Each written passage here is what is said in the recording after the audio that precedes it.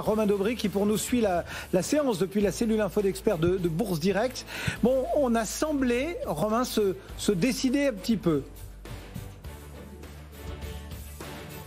Rebonjour Cédric. Oui, un petit peu. On est en train d'essayer de déborder le canal haussier au sein duquel on évolue depuis 15 jours maintenant, en franchissant le niveau de 6554,5. Il y a quand même de l'intérêt qui se dessine sur ce marché, même si les volumes sont un peu paradoxaux.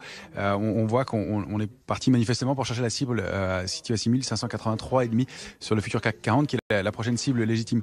Il faut rappeler qu'en débordant le niveau de 6376, 6406, on a, après un mois de consolidation sur l'indice CAC 40, on a déclenché un mouvement haussier avec une cible qui se situe aux alentours de 6650.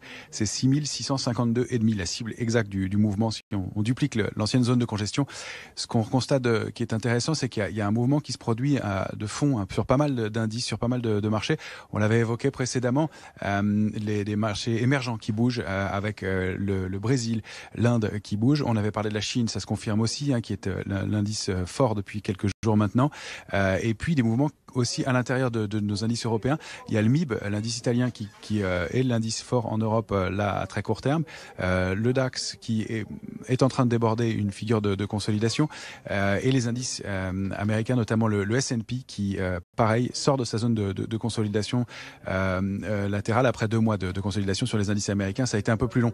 Donc on a un peu d'intérêt et sur les valeurs hors retard en France, on constate que l'intérêt qui s'est déclenché il y a une quinzaine de jours sur Airbus ne se dément pas et puis entraîne dans son sillage des valeurs comme Safran aujourd'hui. Et puis on parlait de l'immobilier, on voit que Unibail est en train aussi de tenter de s'affranchir de niveaux importants aux alentours de 75 pour aller chercher des extensions qui seraient importantes à mon avis dans les jours ou semaines à venir. Donc on a un mouvement global de fond sur l'ensemble des marchés et de façon assez harmonieuse. Donc c'est important, c'est un signal qui se produit là. Et puis il y a même de l'activité sur des petites valeurs. On voit des petits dossiers qui bougent comme Sword Group ou des valeurs comme Volantis qui sont entourés suite à des annonces, mais il y a de l'intérêt à nouveau sur des secteurs qui étaient un petit peu en retard. Donc on a un marché qui manque un peu de soutien en termes de volume, mais je pense qu'il y a aussi des gestions qui avaient beaucoup allégé entre avril et mai et qui doivent se trouver un peu contraintes de rentrer à nouveau sur les indices au franchissement de ces niveaux techniques, ces niveaux importants, un peu au-delà des 6500 points. Et donc c'est ça qui, à mon avis, entraîne de l'intérêt autour de secteurs comme le secteur automobile aussi, et puis le secteur des énergies globalement qui se porte pas mal. Donc on a quelque chose d'assez qui est en train de se densifier sur les niveaux actuels.